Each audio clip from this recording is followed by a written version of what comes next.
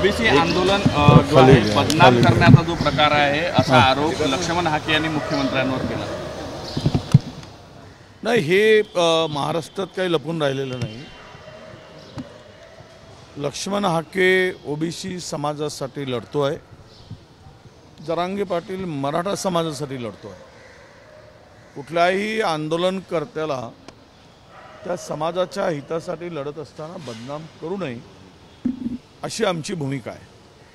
परंतु तो झालेला जो प्रकार आहे आणि जाणून बुजून त्यांच्याशी हाकेशी केलेला व्यवहार संपूर्ण महाराष्ट्राने पाहिलेला आहे. अशा पद्धतीनं एखाद्या ओबीसी चळवळीतल्या कार्यकर्त्याला बदनाम करण्याचं जे काम आहे ते कुणाच्या इशाऱ्यावरून झालं हे सांगायची गरज नाही. पण मी एक स्पष्टपणे सांगतो आहे की गरीब माणसाला दाबण्याचं काम नेहमीच, गरीब असतो, कमजोर असतो, त्या वर्गाला दाबण्याचं काम नेहमी झालेलं आहे. त्यातला तो प्रकार आहे.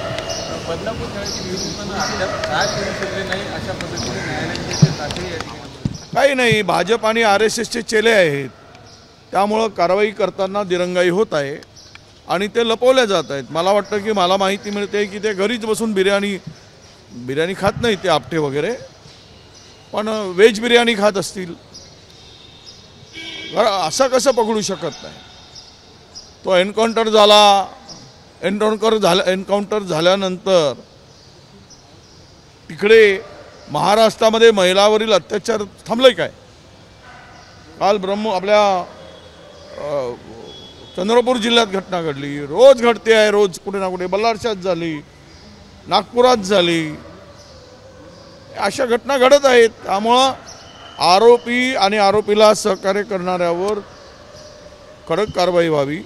पण ही लोक आपल्या माणसाला वाचवण्याचा प्रयत्न करत आहेत, हे सिद्ध झालेलं आहे. 2029 मध्ये भाजपची सत्ता येईल, 2024 मध्ये विधानसभेमध्ये वाटल्यास महायुतीची सत्ता येईल असं अमित शहा काल बोलले.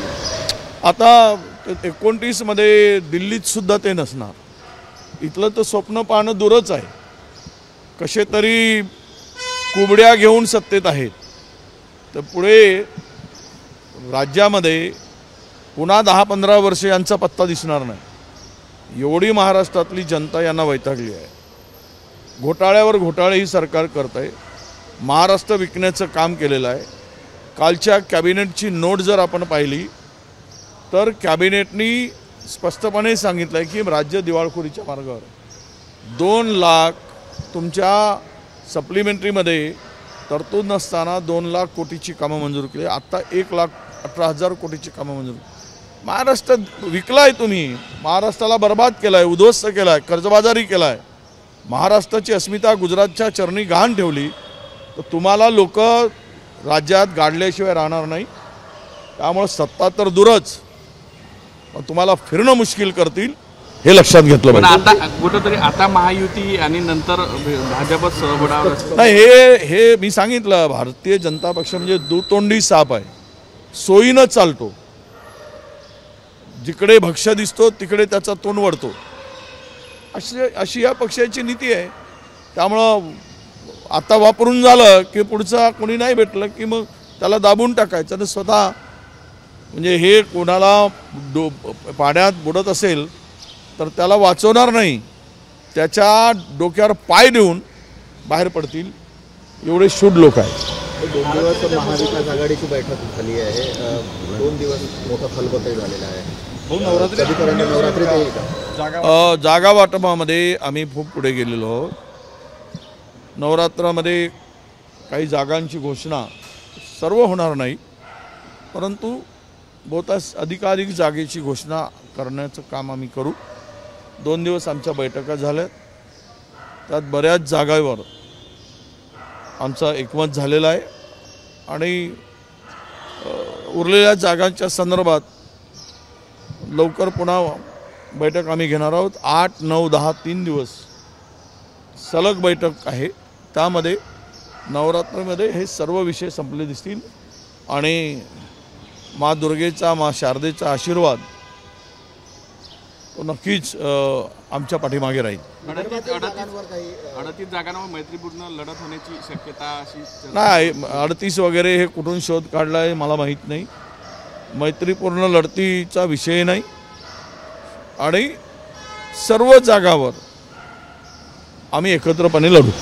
शिंदे समितीच्या बैठक बोलवण्यात नाही, ते आपल्या आता निवडणुकीच्या तोंडावर काल परवा एक GR काढला धनगर समाजाचा.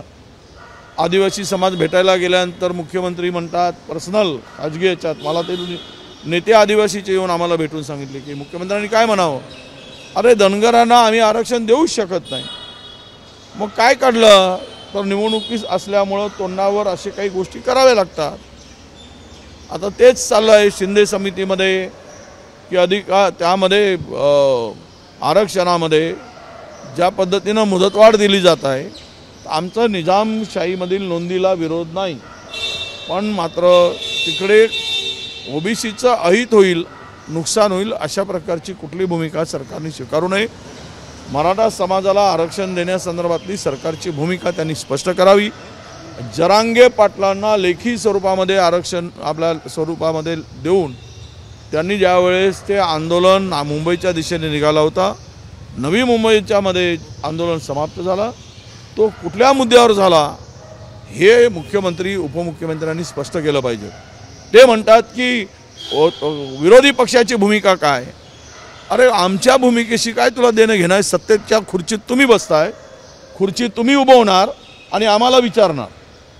म्हणजे यांची भूमिका किती डुप्लिकेट आहे, डबल ढोलकी आहे हे महाराष्ट्रातली जनता पाहते. नितिन गडकरी ने कहा 2 दिन पहले कहा कि लाडली बहना योजना जबरदस्ती थोपा गया. देखो, नितिन गडकरी कभी कभी बहुत सत्य बोलते हैं, तो वो सत्य ही उनके मुंह से निकल गया है और सच है ये. मध्य प्रदेश में फाइनेंस डिपार्टमेंट में जो कहा और ये योजना बंद करने के लिए फाइनेंस डिपार्टमेंट ने क्लियर CM को बताया गया है. कैबिनेट में बहुत बहस हुई और FD के जो फाइनेंस डिपार्टमेंट ने जो वहाँ पे बोला कि अब ये योजना चला नहीं सकते, तो 4 महीने के 5 महीने के अंदर में उसको समेटना पड़ रहा है. अभी 2 महीने से उनके अकाउंट में पैसे नहीं जा रहे. यही हालत महाराष्ट्र की होगी.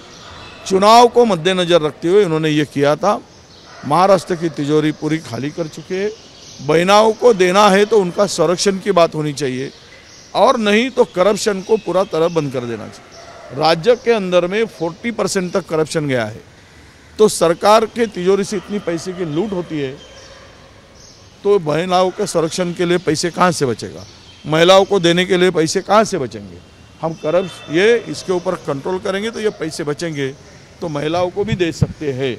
पर दोनों तरफ ये काम नहीं हो सकता. गडकरी जी सच कह रहे, उनका कहना सच है. महाराष्ट्र में और सेंट्रल में वो मैं बोलता हूँ कि अमित शाह जी जो कह रहे, इनका भारतीय भाजपा के कार्यकर्ता डिमोरलाइज हुए हैं, वो उनका मनोबल का खच्चीकरण हुआ है. उनको अभी ये चुनाव में बिल्कुल इंटरेस्ट नहीं दिख रहा है, तो उनका हौसला बढ़ाने के लिए ये बात कही है उन्होंने. इससे ज़्यादा उसको ज़्यादा तवज्जो देने की ज़रूरत नहीं है, ऐसा मुझे लगता है. वो ना 24 में आएंगे ना 29 में आएंगे, ना सेंट्रल में आएंगे ना स्टेट. अभी सेंट्रल में तो आ चुके हैं, किसी के सहारे उनको सत्ता में आना पड़ा. 29 में तो ये बिल्कुल दिखेंगे नहीं, देश में दिखेंगे नहीं. कर्नाटक के मुख्यमंत्री ने कहा कि बीजेपी सरकार गिराने के लिए 1200 करोड़ रुपए बीजेपी ने जमा किए. 1200 करोड़ वो तो जमा क्या है, 12,000 करोड़ जमा कर सकते हैं. लुटारों की टोली है भाजपा बोले तो, दूसरा और है क्या. लूटो और बांटो और सरकार तोड़ो, ये इनकी नीतियाँ हमेशा है. वो इस बार ये नीति में ये सफल नहीं होंगे, ऐसा हमें पूरा विश्वास है. राहुल गांधी आपल्या प्रचारासाठी म्हणाले की मी काँग्रेसचा आणि आरएसएसचा चेहरा सहजरित्या ओळखू शकतो, कारण की काँग्रेसची जो असतो त्याच्या चेहऱ्यावरती स्मित हास्य असतं आणि आरएसएसचा चेहरा जो असतो अमित शाह आणि मोदींना उद्देशून की त्यांच्या चेहऱ्यावर नाराजी असते. त्याने काँग्रेस उन्होंने त्यांनी हे म्हटलं आहे की काँग्रेसचा कार्यकर्ता नेहमी प्रसन्न असतो कारण त्याला देश पुढे असतो आणि यांना धन पुढे असतो म्हणून हे नेहमी नाराज असतात, मिळालं नाही की नाराज होतात. त्यामुळे ह्या दोघातला फरक देशभक्ती काय देशभक्ती सांगतात. भाजप आणि RSSला देशभक्ती सांगायची गरज आहे. लोक ओळखून आहेत आज राष्ट्रभक्त. कसले राष्ट्रभक्त? देशाला स्वातंत्र्य मिळवत असताना इंग्रजाच्या सोबती आणि देश स्वातंत्र्य मिळाल्यानंतर राष्ट्रभक्त. त्यामुळे राहुलजी काँग्रेस हा पक्ष म्हणून बघत नाहीत, जनता देशातील काँग्रेस म्हणून पक्ष बघत नाही, तर देशातील जनता ही काँग्रेसकडे विचार आणि देशाचा प्रामाणिक पक्ष या दृष्टिकोनातून बघताय म्हणून चेहऱ्यावर हास्य असतं. काशीमध्ये साईबाबाच्या मूर्त्या ज्या होत्या अनेक प्रसिद्ध मंदिरातून हटवण्यात आल्या आहे. सनातन रक्षक दलाने ह्या मूर्त्या हटवलेल्या आहेत. ते मुस्लिम आहे म्हणून कुठेतरी विरोध होतो. असं आहे, आता प्रत्येकाला हा जो रोग लागलेला आहे ज्यांच्या श्रद्धेवरच घालायचा, साईबाबावर या देशातील करोडो लोक श्रद्धा ठेवतात. त्यांनी तो प्रयत्न करून पाहिला का देवळाचा ताबा घेऊन किंवा हे घेऊन, पण त्यात यशस्वी झाले नाही. म्हणून आता साईबाबांच्या मूर्ती हटवण्याचं काम करतात. देव हा याला धर्माशी कुठल्याही संतांना धर्माशी जोडू नये, पण करंटेपणा देशात आता हे सुरू झालं आहे. काल परवा फडणवीस जे म्हणाले की आम्ही जिंकलो महाविकास आघाडी किंवा देशामध्ये लोकसभेत, तर ते वोट जिहादमुळे. तर भाजपाच्या मुखात असे शब्द आल्याशिवाय, हे धंदे केल्याशिवाय त्यांना मतच मिळत नाही. त्यांना वोट जिहाद, लव जिहाद, हिंदू मुसलमान, भारत पाकिस्तान हे शब्द वगळून टाका, यांच्या डिपॉझिट गोल होतील. त्यामुळं हे असे धंदे करत राहणार, पण देशातली जनता यांना योग्य प्रत्युत्तर देईल. ABP माझा, उघडा डोळे बघा नीट.